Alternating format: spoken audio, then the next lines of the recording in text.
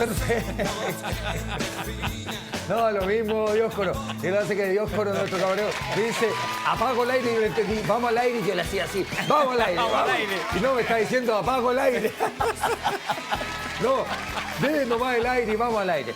Alberto Urquiza, nos ponemos con este misterio, Triángulo de las Bermudas, es conspiración, es realidad, juegue, la cámara es suya. Vamos a empezar a avanzar con calma, porque quiero que la gente sepa y entienda de qué estamos hablando. No quiero que nos quedemos solamente en esto que siempre se dice y que al final nadie sabe de qué se trata. Voy a tratar de darle un poco un comienzo, porque no es el comienzo real, pero vamos a tratar de darle un entorno para que ustedes entiendan de qué estamos hablando con el Triángulo de las Bermudas. Porque además tengo una historia personal, que también me toca un poco en el Triángulo de las Bermudas, y quiero también contársela y por eso quiero que sepan de qué estamos hablando. Lo importante es, ¿qué es el Triángulo de las Bermudas? Eso es otra dimensión, esto está en el aire, está en el mar, como estamos viendo en la fotografía. ¿De qué realmente hablamos? Partamos en orden. Las imágenes que ustedes están viendo en pantalla son imágenes reales de las carabelas de Colón.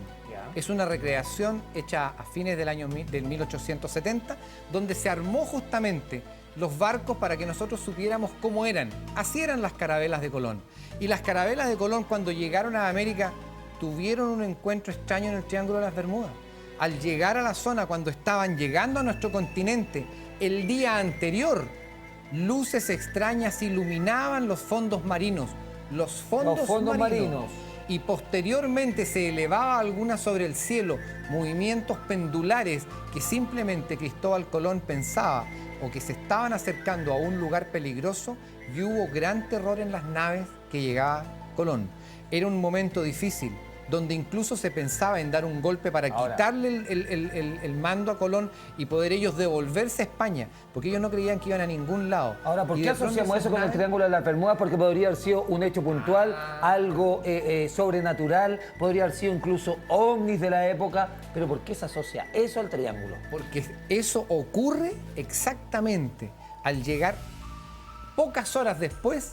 Rodrigo de Triana gritaba a tierra y observaban por primera vez el continente americano, este grupo europeo que llegaba a reconocer, a encontrar nuevamente Alberto, estas tierras. Perfecto. Yo lo quiero ir adelantando un poquito aquí en la televisión. Usted sabe que vamos con ritmo. Yo quiero ubicar a la gente porque saben ¿Dónde ustedes está el cómo es. triángulo?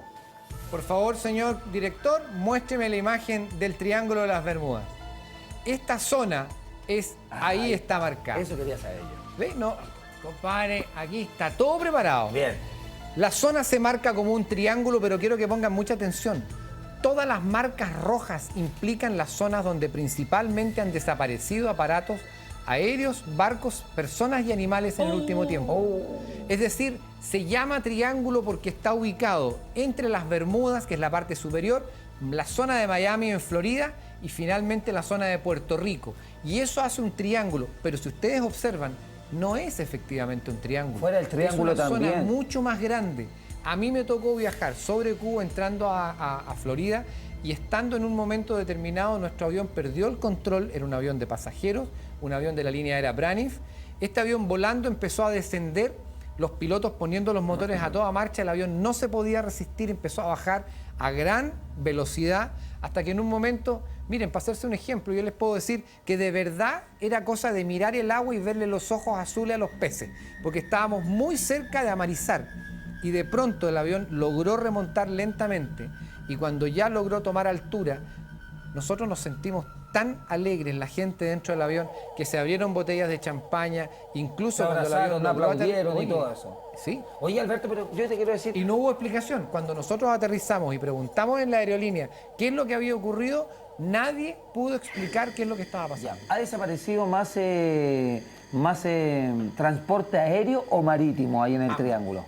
Ambos. Ambos. Hay ¿Pero años, qué pasa si...? hay años en que en esta zona desaparecen más de 100 aparatos. 100 al año. Fíjense que el Triángulo de las Bermudas fue nombrado así el año 1964. Antes del año 1964 no se conocía como Triángulo de las Bermudas. Fue un periodista en una nota que le puso este nombre del Triángulo de las Bermudas recién en el año 64. A partir de esa época empieza a hacerse el análisis y se empiezan a descubrir en los titulares de los diarios, en las noticias, que gran cantidad de barcos mercantes, barcos militares, aviones de guerra, aviones de pasajeros. ¿Saben que en la Segunda Guerra Mundial había comandantes en muchos lugares durante la guerra? En el Mediterráneo había un comandante de la Fuerza Aérea Británica, Sir Arthur Cunningham, y él desapareció en un avión, en un vuelo de pasajeros de la British Airways sobre el Triángulo de las Bermudas. El comandante en jefe de las Fuerzas Aéreas aliadas en su momento en Europa. ¿Qué pasa ahí cuando con los aparatos, con los radares? ¿Cuál es la identificación? ¿Llega y desaparece? Depende de la época.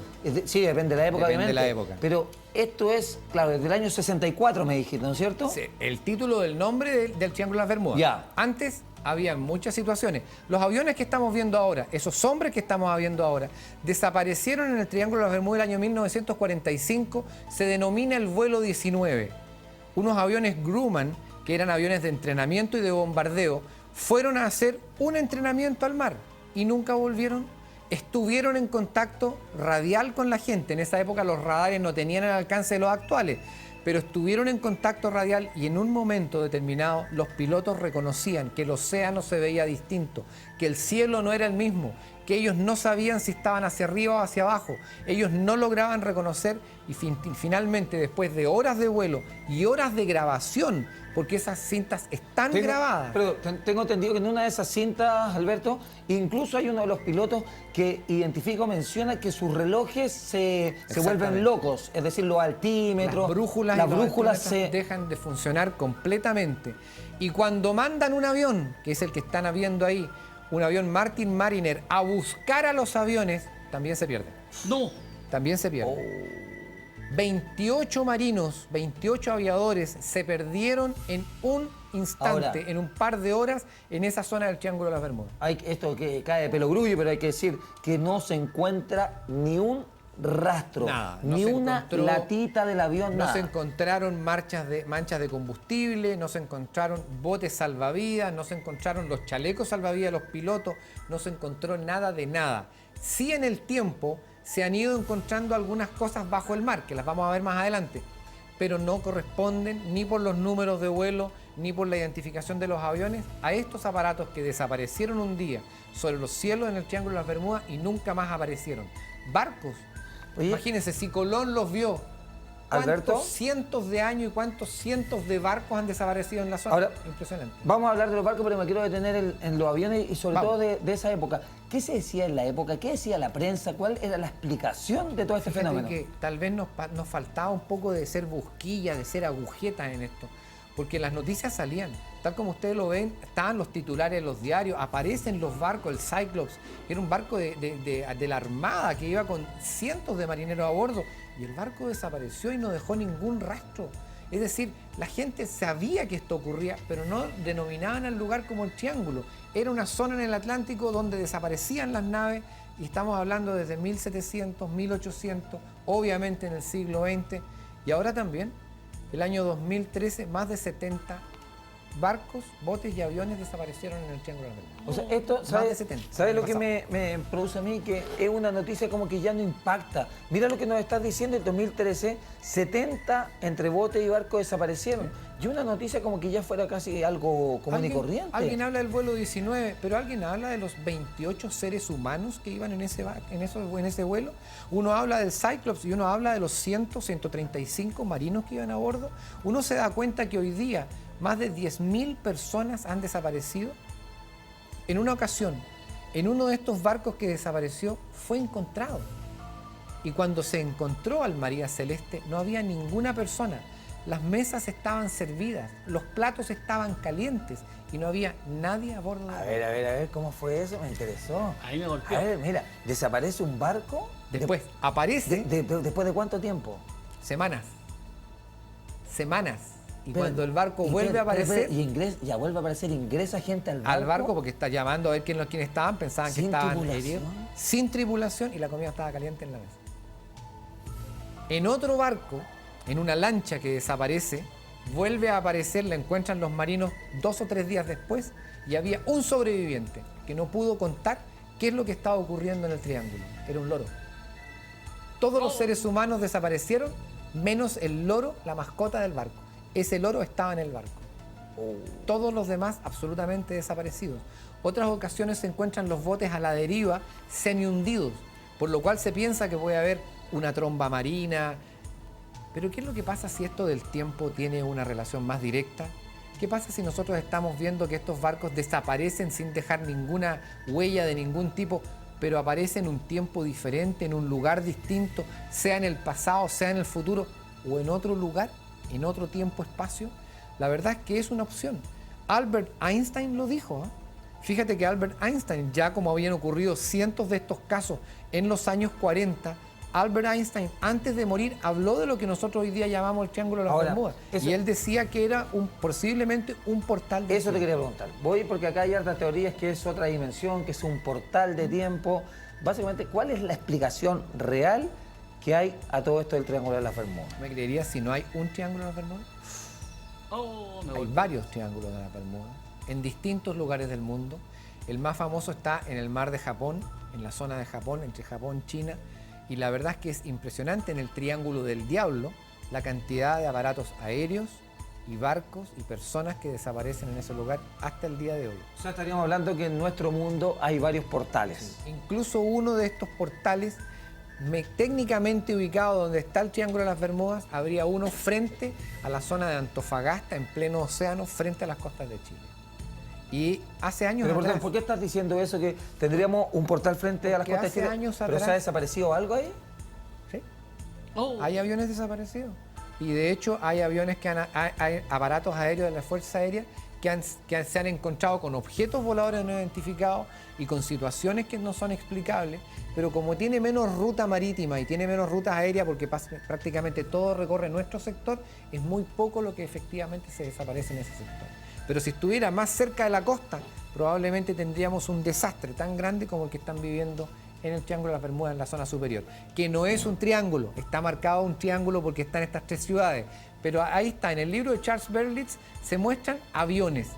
Aviones principalmente militares. ¿Aviones grandes, aviones de pasajeros, aviones militares? Pues aquí se han desaparecido aviones completos con pasajeros. ¿Vuelos comerciales? Vuelos comerciales. El avión que te estaba contando donde iba a ser Arthur Cunningham, era un vuelo que iban 36 personas, un avión de la BOAC.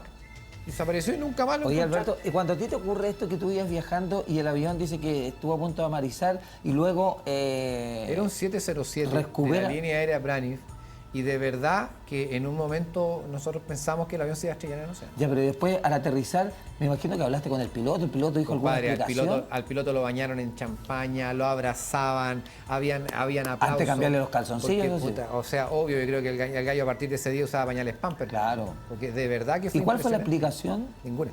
Y en términos... Mi mamá trabajaba en la línea aérea Braniff. Ella era encargada de teléfono, en la parte de comunicaciones de Pudahuel, y la verdad es que no hubo ninguna respuesta. O sea, como si el accidente se hubiera absolutamente eliminado. Esto no pasó, no ocurrió nada. Pero de verdad, a la altura que nosotros estábamos, le faltaban poco a los motores para tocar el agua. Me imagino que, obviamente, tú eres un tremendo investigador. ¿Qué pasa con los pilotos de vuelos comerciales, los pilotos también del ejército? Cuando tienen que sobrevolar la zona, ¿tiene que haber alguna aprehensión especial? Yo creo que sí. Yo creo que la mayoría, o sea, viajan normalmente, pero cuando notan cosas extrañas sí ocurren. Como por ejemplo, vuelos que hay de repente en la zona de Miami, que es donde más control tiene un aeropuerto internacional de gran envergadura, donde muchas veces los vuelos llegan 2 horas después, o los vuelos llegan a veces 1 hora antes de lo que debieran de haber llegado. Y todos estos vuelos accidentalmente tienen un encuentro con nubes de colores, con energías extrañas, con vibraciones, con frecuencias muy raras, que la gente que va a bordo de los aparatos no entiende qué es lo que ocurre. Ellos se bajan, miran las horas de sus aviones, de los relojes, y los relojes en tierra están o adelantados o atrasados, no en minutos, en horas. O sea, ahí estamos hablando directamente de un portal. Sí. ¿Hay alguna zona que las autoridades digan que se evite tanto marítima como aérea? ¿Hay una zona que digan, saben que está prohibido pasar por acá porque han sido muchas las pérdidas? Sí, sí la hay. ¿Hay, ah? Sí la hay. En la zona sur de Miami, además que está uno de los centros principales de investigación donde se desarrollan armas de última tecnología navales y aeronavales. Y en ese momento, en esos lugares, uno no sabe si esto tiene que ver directamente en investigaciones relacionadas con lo que es el triángulo o exclusivamente con lo que es el proceso de investigación de naves, principalmente de submarinos nucleares. Estamos viendo fotografías que deben ser más o menos del año 60, 70, ¿no es cierto? Pero te quiero llegar al 2013 que tú acabas de mencionar, que también ocurrieron los últimos, de hecho, de desaparición en el Triángulo de las Bermudas. La tecnología ahora nos acompaña mucho, por lo tanto, el 2013, ¿qué pasa con la comunicación de los pilotos o alguien que vaya en el barco con sus respectivas torres de comunicación? Normalmente, en lo que yo reconozco de que supe ahora para el 2013, no hubo ninguno de los casos hubo mensaje previo. Es decir, la avioneta, el barco, el bote salió y no volvió más y no hubo un contacto radial. No como en otras ocasiones, que sí hay un contacto radial, que sí hay un llamado de emergencia o que sí hay la solicitud de auxilio. Pero en estos casos, en los últimos, no los ha habido. Ningún aviso. ¿Y qué pasa con los equipos de los aviones, con los radares, ponte tú? O sea, hoy día Miami es una zona de turismo de alto nivel. Son cientos de vuelos diarios, cientos, tal vez muchos más, miles. Es mucha la cantidad de aviones que vuelan en esa zona y se tiene un control muy estrecho, para que no se salgan de sus rutas de vuelo habitual. Pero cuando nos encontramos de repente con cosas como esta, nos damos cuenta de que ¿por qué hay aviones que están en el fondo marino y nadie ha dicho que están ahí? La Armada no dijo que se habían perdido en un momento determinado. Muchos especularon incluso que esos aviones se trataba del vuelo 19, pero cuando fueron a investigar se rasparon los metales y se encontraron con las identificaciones. Ninguno de estos aviones correspondía a lo que habían desaparecido. Eso te iba a preguntar, ¿esos aviones en el fondo marino se investigaron, se bucearon? Muchos. Y no hay rastros de personas. No, ninguno. Y está el avión ahí con los objetos. Hay aviones que están desarmados y otros aviones que aparentemente están completos, prácticamente íntegros, y lo único que falta es el piloto, obviamente con un daño después de haber estado bajo el mar. Obvio. Hay casos, y tenemos que ser claros, hay casos en que la Armada muchas veces los aviones capotan, tienen un problema y caían al fondo del mar. Hay casos como el que estamos viendo, en el cual se generan todas esas burbujas que están viendo, son gases que vienen desde el interior de la Tierra, afloran hacia el océano, lo hacen más liviano y los botes son incapaces de mantenerse en la superficie y se hunden ante su peso. Se hunden ante su peso por gases que emanan del fondo del océano. Eso sería una explicación, pero lamentablemente la explicación solamente sirve para los botes y los barcos, pero no para los aviones. Y los aviones. Entonces tú tienes una buena explicación para un caso, pero no sirve para los demás. Porque además cuando ocurre una cosa así, puede ser que esos gases también estén en el... Mira eso, ahí tienes una plataforma petrolera y justamente los gases están surgiendo del fondo marino y está perdiendo sustentación y esa... Se está inclinando. Se está inclinando y finalmente se hunde. Se cae y tienen que ser rescatados los trabajadores y esas plataformas simplemente se hunden en el océano. Tírame música de misterio, por favor, Juan Colí, porque le voy a hacer una pregunta al señor Alberto Urquiza. Cuénteme. Oye, podríamos seguir hablando de esto, ¿ah? El miércoles, ¿te parece, no? Sí, por supuesto. Miércoles seguimos hablando del Triángulo de las Bermudas porque está muy interesante, así que usted no se pierda el miércoles, me late con UCB Televisión con Alberto Urquiza. Pero la pregunta es la siguiente. ¿Qué crees tú que son estas desapariciones, este Triángulo de las Bermudas, no solamente allá, sino que en todas las zonas donde nos describiste? Yo soy partidario de creer que existen cosas que no conocemos y sí soy partidario de creer que hay portales, líneas de tiempo, de espacio, situaciones energéticas de nuestro planeta que efectivamente hoy día no podemos explicar y que podrían provocar o la muerte de las personas producto de este cambio, salir al espacio por ejemplo, o irse a una dimensión, a un tiempo distinto. Yo soy partidario de creer en eso en este minuto, pero solamente como una creencia personal, porque yo reconozco que hay gases, vientos, trombas, marejadas, diferentes situaciones que pueden provocar algunas de las explicaciones, pero que haya una explicación total, definitiva para el Triángulo de las Bermudas, no existe ninguna. Nos vemos el día miércoles, ¿le parece? Miércoles nos vemos, compadre. Muchas gracias, don Alberto a ti, Urquiza. Biocuántica.cl, ahí puede pedir hora con Alberto Urquiza, más para que usted se sienta bien. Alberto además lo va a escuchar, lo va a atender bien, se va a sentir impecable. Un regalo para su salud, para su mente, es pedir hora en biocuántica.cl. Me parece, lo agradezco mucho y estoy muy contento, ¿eh? He tenido varios pacientes y vamos a contar algunos de ellos acá en el programa más adelante. ¿En serio? Maravilloso. Nos vemos con el Triángulo de la Bermuda el día miércoles. Nos vemos en el próximo programa del miércoles. Vamos a hacer un corte porque viene